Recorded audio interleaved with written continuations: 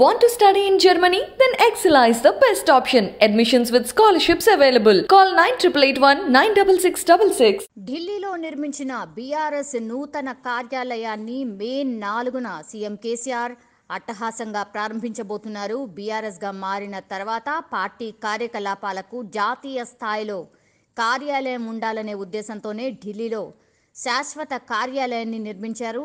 So జాతీయ స్థాయి party కార్యకలాపాలన్నీ కేంద్ర కార్యాలయం నుంచి నడవబోతున్నాయి.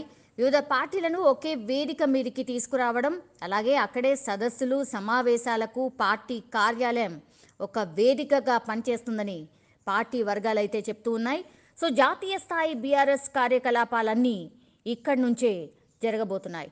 ఢిల్లీలోని వసంత్ విహార్లో 2021 సెప్టెంబర్లో భవనానికి కేసీఆర్ శంకుస్థాపన చేశారు. ఇప్పుడు పూర్తి చేసి దాన్నే ప్రారంభించబోతున్నారు. ఇందుకోసం కేసీఆర్ ఇవాళ ఢిల్లీకి వెళ్ళబోతున్నారు. ఢిల్లీలోని వసంత్ విహార్లో నిర్మించిన సెంట్రల్ పార్టీ కార్యాలయ పనులను సీఎం కేసీఆర్ పరిశీలిస్తారు. అలాగే బీఆర్ఎస్ కార్యాలయం ప్రారంభోత్సవం సందర్భంగా సీఎం కేసీఆర్ రాజశ్యామల యాగం కూడా చేయబోతున్నారు.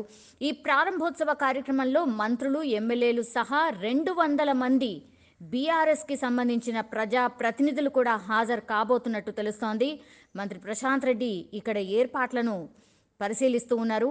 పార్టీ కార్యాలయం ప్రారంభోత్సవం తర్వాత తిరిగి హైదరాబాద్కి రాబోతున్నారు సీఎం కేసీఆర్.